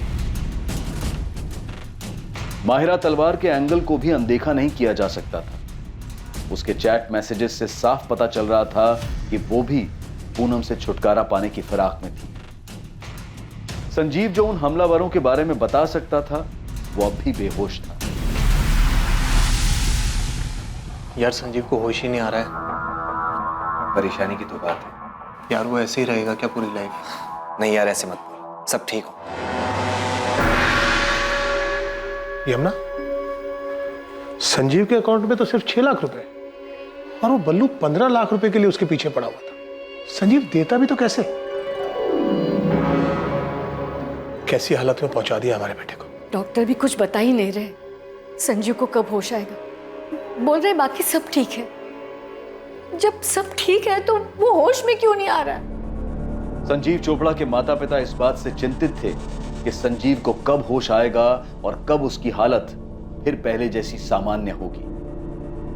वहीं दूसरी ओर पूनम के माता पिता अब भी अपनी बेटी को खोने के गम से उभर नहीं पाए थे, और ना ही उनके परिवार को यह अंदाजा था कि संजीव और पूनम के बीच वास्तव में हालात कितने बिगड़ चुके थे। हाँ, मेरे और पूनम के बीच में फ्लैट को लेकर नोकझोंक हुई थी, लेकिन इसका मतलब ये नहीं है सर कि आप उसके मर्डर को लेकर के मुझ पे शक करें। मैंने संजीव का नाम लिया, इसलिए आप मुझसे पूछताछ कर रहे हैं। तुमने संजीव पर तो आरोप लगाया, और अपने झगड़े के बारे में कुछ नहीं पता? अभी तुम ये बताओ, पूनम के साथ झगड़े की वजह कोई और भी थी क्या? बिजनेस में लॉसेस की वजह से पूनम को फ्लैट में हिस्सा चाहिए था। वो फ्लैट जो मेरे फादर पहले ही मेरे नाम कर चुके थे। और तुम उसे कुछ देना नहीं चाहते थे, और अब तो देने की जरूरत भी नहीं पड़ेगी, वो तो रही नहीं। कैसी बात कर रहे हैं आप? मैं अपनी बहन पूनम को क्यों मारूंगा सर? पूनम ने मुझे कॉल किया था ये बताने के लिए कि उसे संजीव से डर लगने लगा है। संजीव उसे मारने की प्लानिंग कर रहा है, और अब संजीव के फादर बीच में बल्लू का नाम घुसेड़ रहे हैं। सर आप ही सोचिए, बल्लू क्यों मांगेगा 15 लाख? एक्सटॉर्शन मांगने वाले को ये पता होता है कि सामने वाला पैसे दे पाएगा या नहीं दे पाएगा। संजीव का रियल एस्टेट का बिजनेस बिल्कुल ठंडा चल रहा था, और उधर पूनम, सर पूनम ने भी जो 3rd ब्रांच खोली थी अपने पार्लर की, उससे भी कोई खास रिटर्न नहीं आ रहा था। सर पूनम ने बहुत पैसे लोन पे लिए हुए थे, और लाखों रुपए तो उसने संजीव को दिया था। उसके पैसे भी रख लिए और उसका मर्डर भी कर दिया संजीव ने। मर्डर करने का प्लान हमें तुम्हारी बहन की तरफ से भी मिला है? मिला होगा सर, और भी बहुत कुछ मिला होगा। संजीव और पूनम के अफेयर्स भी मिले होंगे, लेकिन सच सामने है सर। आज संजीव जिंदा है और मेरी बहन मर गई। अगर मेरी बहन ने यह प्लान किया होता तो आज वो जिंदा हो। सर आपको मेरे बारे में जो पता करना है, जिससे पूछताछ करनी है कर लीजिए, लेकिन सच यही है जो मैं कह रहा हूं। इन सब के पीछे संजीव है सर। गोली गलती से संजीव पे चल गई होगी और वो विक्टिम बन गया। कहो तो तुम्हारे और संजीव के सारे मैसेजेस दिखाऊं? काफी परेशान थे तुम दोनों। पूनम संजीव को नहीं छोड़ रही थी। तुम्हें लगा हॉस्पिटल नहीं जाओगी तो पुलिस के रडार से बच जाओगी। मैम हॉस्पिटल जाती भी तो क्या करती? संजीव से मिलने से पहले मुझे 1000 सवाल के जवाब देने पड़ते। संजीव और मैंने कई बार डिस्कस किया कि हम आगे क्या करेंगे, लेकिन संजीव में कभी हिम्मत ही नहीं थी कि वो सीधा सीधा जाके पूनम से बात कर सके। तुम उसे बता क्यों नहीं देते कि तुम किसी और के साथ रहना चाहते हो? पूनम ना बहुत पजेसिव है। तो क्या मैं ये समझूं कि तुम मेरे साथ सिर्फ एंजॉयमेंट के लिए हो? ऐसा नहीं है मायरा, तुम बात समझने की कोशिश करो। देखो पिछले 1-1.5 साल से मेरा बिजनेस बहुत डाउन चल रहा है, और मैंने पूनम से बहुत सारे पैसे लिए, और पूनम ने भी वो पैसे सामने से लोन पर उठाए। मतलब तुम उसे इसीलिए नहीं छोड़ सकते क्योंकि तुमने उससे पैसे लिए हैं? वो मुझे नहीं छोड़ेगी। बहुत खतरनाक औरत है। क्या कहा तुमने संजीव? क्या कहा? तुम्हें अलग होना? तुम्हें ये अचानक हो क्या गया है? जब से हम मिले तब से अब तक हम दोनों के बीच काफी कुछ बदल चुका है। साफ साफ बोलो, क्या कहना है? मैं जानता हूँ तुम्हारी लाइफ में, मेरी लाइफ में कोई है? तुम पीछा कर रहे हो मेरा ये मतलब नहीं था। तो फिर क्या मतलब था? क्या मतलब समझूं मैं कि तुम्हारे मतलब की कोई मिल गई है तुम्हें? नहीं। तुम अलग होने की सोच भी कैसे सकते हो संजीव? तुम्हारे लिए 50 लाख का लोन उठाया है मैंने, और तुम बड़े आराम से हजम करके अलग होना चाहते हो मुझसे। नहीं, बस मैं सोच रहा था कि क्या वैसे भी हम दोनों एक दूसरे से खुश है क्या? सब समझ में आ रहा है मुझे, समझ भी आ रहा है और दिख भी रहा है। तुम्हें कोई खुश करने वाली मिल गई है और तुमने एक बढ़िया सी खिचड़ी बनाई और मुझे सर्व कर रही। ऐसा कुछ नहीं है। और ऐसा होना भी नहीं चाहिए संजीव। अगर ऐसा हुआ तो तुम्हारा क्या हाल होगा तुम सोच भी नहीं सकते। इनडायरेक्टली मैंने उससे डिवोर्स की बात की तो उसके अंदर का भूत बाहर आ गया। अगर पूनम ही हमारी सारी दिक्कत है तो इस दिक्कत को जड़ से खत्म कर देते हैं। देखो शहर में बहुत सारी रॉबरीज हो रही हैं और अभी तक कोई पकड़ा नहीं गया है, तो किसी एक रॉबरी में पूनम मर भी तो सकती है। नहीं मायरा, ये सॉल्यूशन नहीं है, इससे तो सब बर्बाद हो जाएगा। तो फिर हमें आबाद करने का कोई और प्लान है क्या तुम्हारे पास?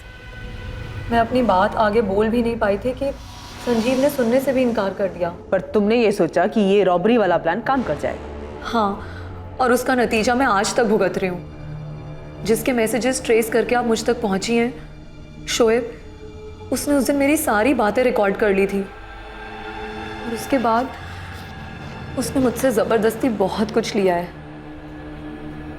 मेरी इज्जत।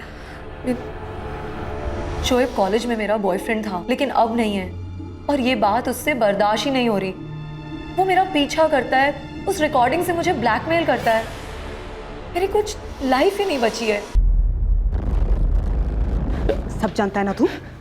बोल, संजीव चोपड़ा के घर में डाका किसने डाला? किसने डाका डाला? मैडम मुझे कुछ नहीं पता, मुझे सच में कुछ नहीं पता। तूने माहिरा को ब्लैकमेल किया, उसे होटल में बुलाया, ब्लैकमेल करके उसे यूज किया। मैडम मैं तो उससे प्यार करता हूँ मैडम। भले इसको प्यार कहते हैं? प्यार कहते हैं इसे? बता वो दोनों किलर्स कौन थे? किसने भेजा था उन्हें? माहिरा ने? बोल। मैडम मुझे सच में कुछ नहीं पता मैडम।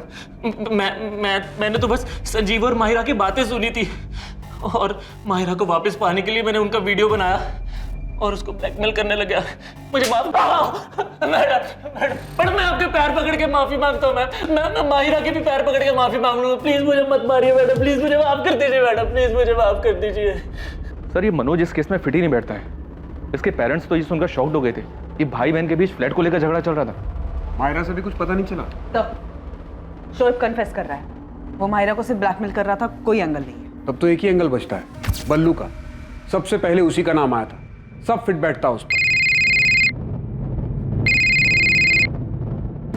हाँ नदीम बोल, बल्लू की कोई खबर? बल्लू की तो खबर नहीं मिली साहब, पर ये मनीष ने जिसको सुपारी दी थी कमलेश रंजन, वो वापस लौटा है। यहाँ हुसैन नगर में किराए पे कमरा उठाया है। तू नजर रख, मैं पहुंचता हूँ अभी।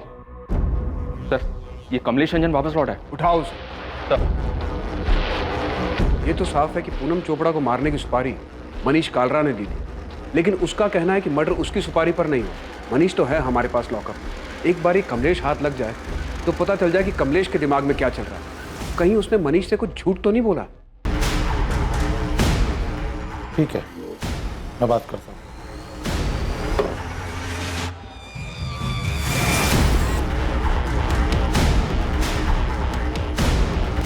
वो वाला कमरा है साहब।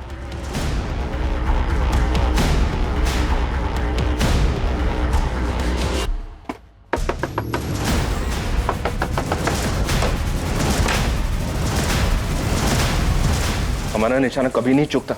कमलेश रंजन, तुमने जो किया है उसे भुगतना तो पड़ेगा मनीष। तुमने अपनी कब्र खुद खोदी है। माफ कर दो मुझे, मैं तो बस सब पहले जैसा ठीक करना चाहता था। पहले जैसा अब कुछ नहीं रहा मनीष, सब कुछ बिगड़ चुका है। ये दरार तुमने पैदा की, खूनी बन गए तुम। कहाँ है तेरा साथी पंकज? पता नहीं साहब, ये कांड होने के बाद हम अपने अपने रास्ते निकल गए। उसके बाद बात नहीं हुई हमारी। वो कोलकाता की तरफ गया था। कैश कितना था और गहना कितना मिला? काहे का कैश? अबे वो कमलेश, ज्यादा होशियारी मत कर, समझा? वो मनीष हमारे हाथ में है, प्लान जानते हम। 3-4 और रॉबरी तेरे नाम पे डाल देंगे, गोली मार देंगे, कोई नहीं आएगा तुझे पूछने। कमलेश, हाँ साहब आप कर सकते हो, पर मुझे मारने से असली मुजिम तो नहीं मिलेगा ना। मैं खुद हैरान हूँ। मनीष सेठ से सुपारी मैंने उठाया था। मैं और पंकज ये काम 16 तारीख को करने वाले थे। एक्सीडेंट के लिए हमने गाड़ी भी जुगाड़ लिया था, पर उससे पहले ही 14 की रात को कोई ये कांड कर दिया। तो सुपारी गैंग में तुझे खबर नहीं मिली कि एक ही आदमी की डबल सुपारी बट रही है? नहीं पता चला साहब, जितनों को जानता हूँ पूछ पूछ के थक गया हूँ।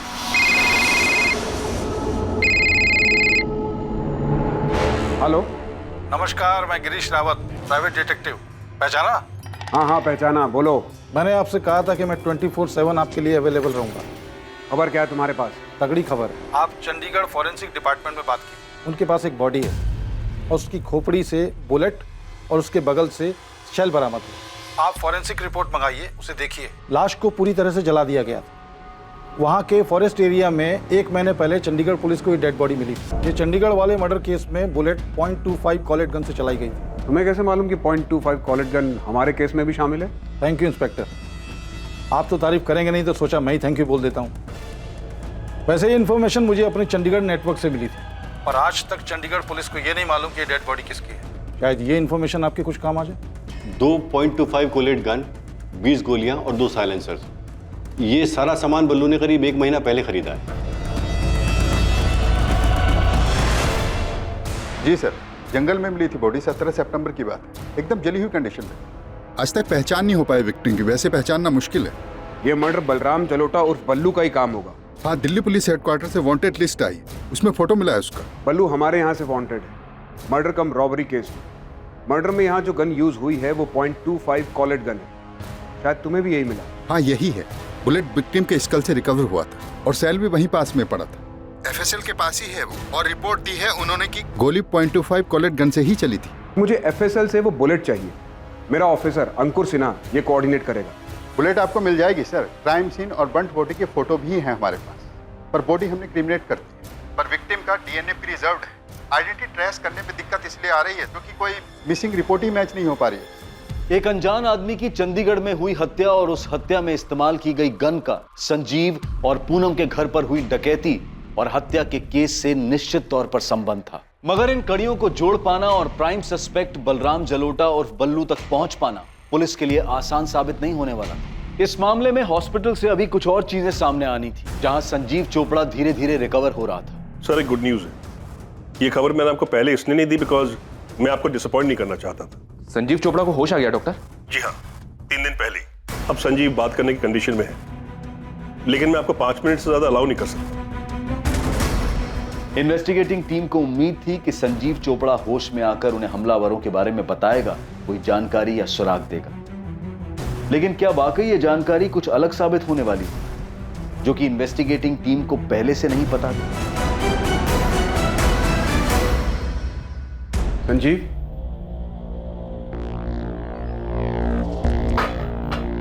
कैसा लग रहा है संजीव? कुछ समझ में नहीं आ रहा सर। पता नहीं अब पड़े पड़े कितना वक्त बीत गया। पूनम के बारे में पता चला?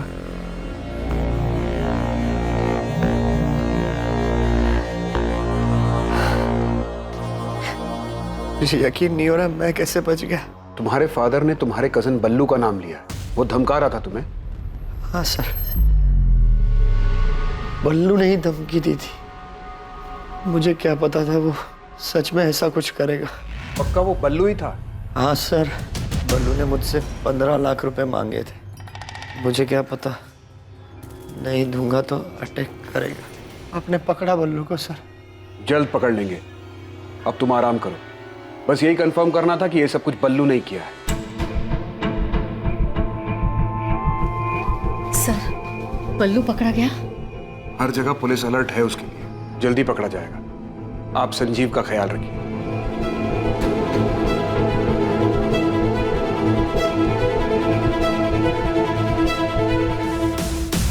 दोनों भाई हैं, जसवंत गिल बड़ा और मनप्रीत गिल छोटा है। ऑलमोस्ट हर दिन दिखते हैं हॉस्पिटल में दोनों। संजीव और ये दोनों भाई ग्वालियर में एक साथ ही बड़े हुए हैं। ग्वालियर में संजीव के ग्रैंडफादर थे।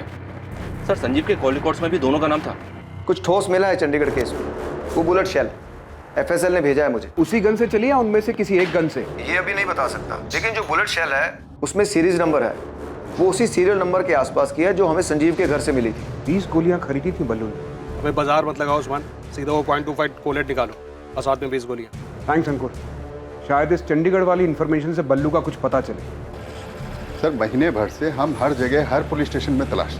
आपके बोलने के बाद हमने सबको दोबारा से सारी डिटेल भेजी। सतीश, तुम चंडीगढ़ के 16 और 17 सितंबर के सीसीटीवी फुटेजेस दे सकते हो, खासकर टोल नाका और सारे एंट्री एग्जिट पॉइंट्स के?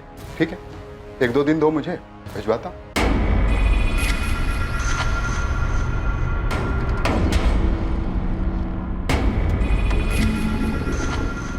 जसवंत, वो बंदा दिखाई दे रहा है तुझे? कौन? वही जो बाइक के पास खड़ा लाइनिंग टी शर्ट वाला। वो 2 दिन से यहीं दिखाई दे रहा है। हाँ यार, इसको तो हॉस्पिटल के अंदर भी देखा था मैंने। ये ले भाई।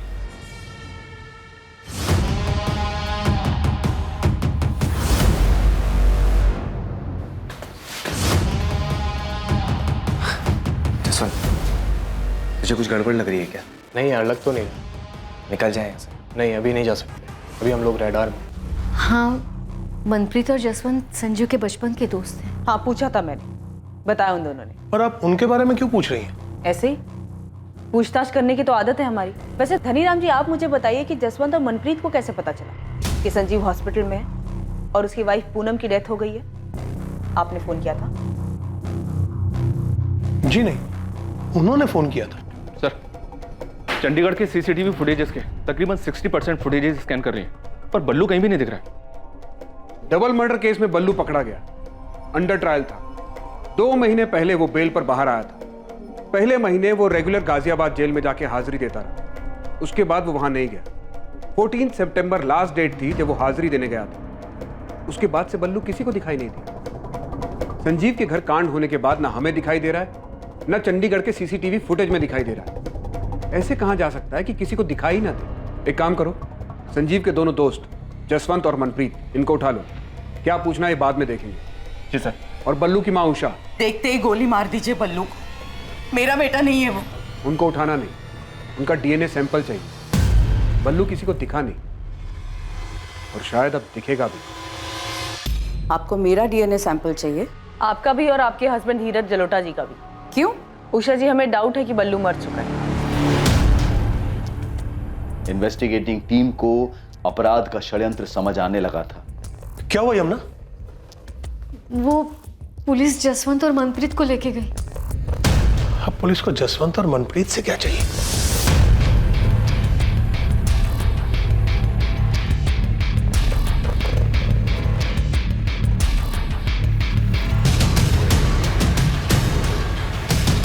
बैठ जाओ।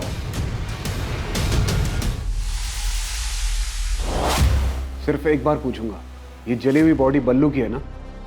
भूल के ना तो बोलना ही मत। सीसीटीवी में देखे हो तुम दोनों। हमारी मार झेल नहीं पाओगे, फिर आवाज नहीं, चीख निकलेगी।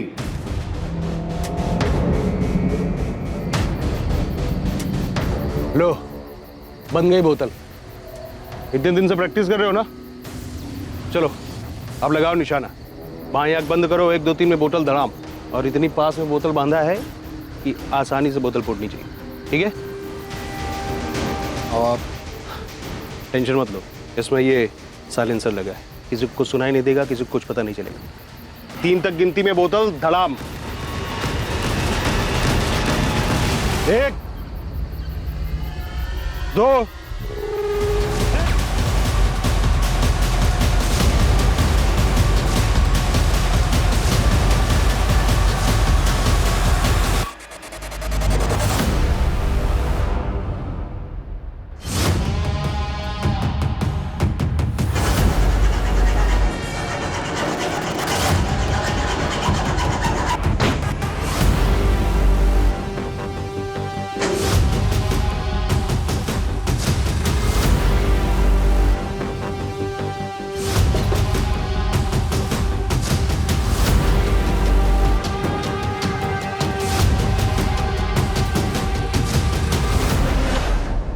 कौन है?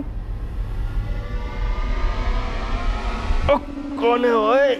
कौन है? सर, प्लान हमारा नहीं था सर।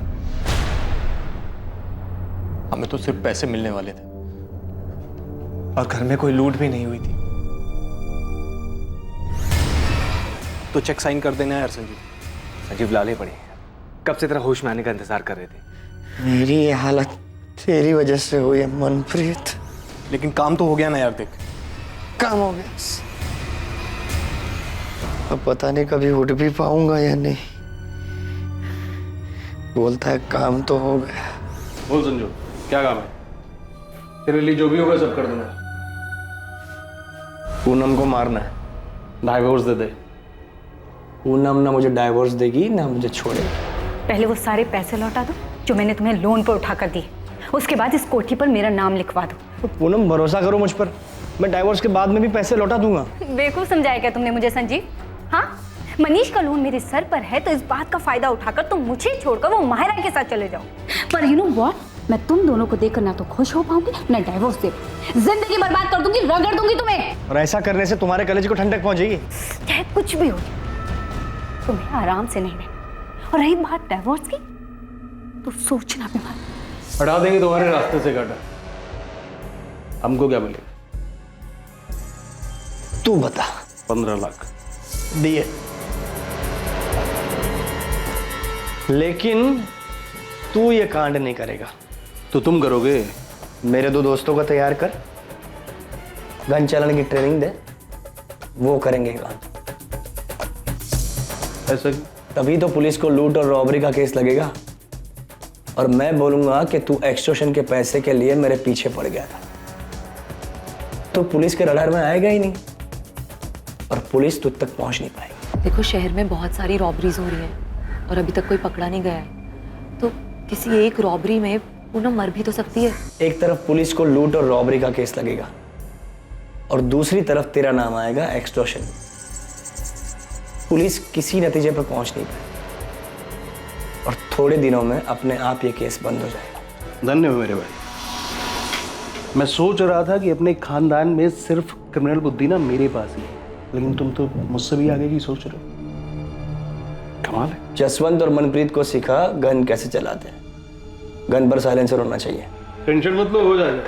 कब करना है फाइनल डेट बता। तू गन का इंतजाम कर, ट्रेनिंग दे, डेट में बता दो।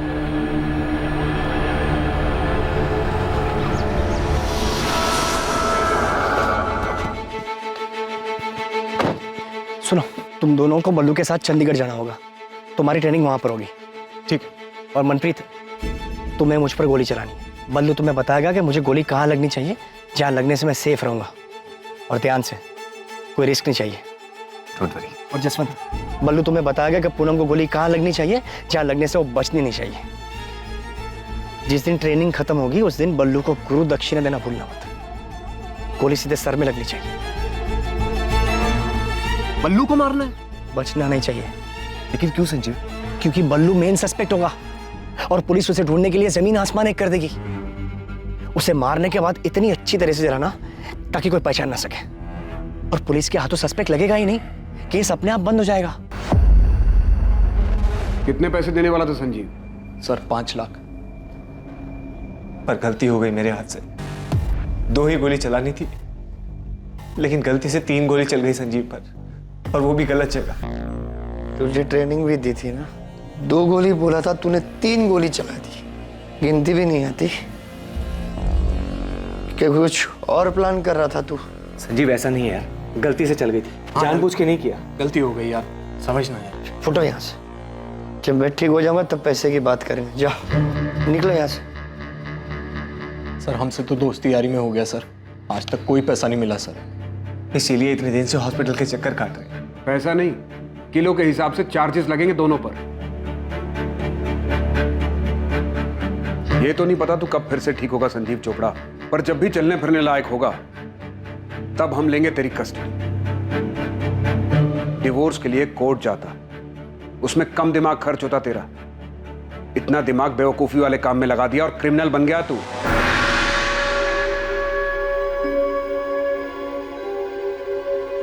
संजीव के माता पिता इस खुलासे से हैरान थे कि अपनी पत्नी से छुटकारा पाने के लिए उनके बेटे संजीव ने ऐसा क्रूर षड्यंत्र रचा था। मैं शुरू से ही कह रहा था आप लोगों कि ये सब संजीव का किया हुआ। माहिरा ने पूनम से छुटकारा पाने के लिए दिल्ली में हो रही रॉबरीज की आड़ में इस तरह से रॉबरी और मर्डर के बारे में सोचा था, लेकिन इन्वेस्टिगेशन में सामने आया कि असल में हुए अपराध में माहिरा की कोई भूमिका नहीं थी। डीएनए रिपोर्ट आ गई है सर, और मैच भी हो ही गया होगा। जी हाँ सर, वो जली हुई डेड बॉडी बलराम जलोटा उर्फ बल्लू की थी। ऐसी आपराधिक और खतरनाक बातें सोचने में हम इंसानों के दिमाग का कोई तोड़ नहीं।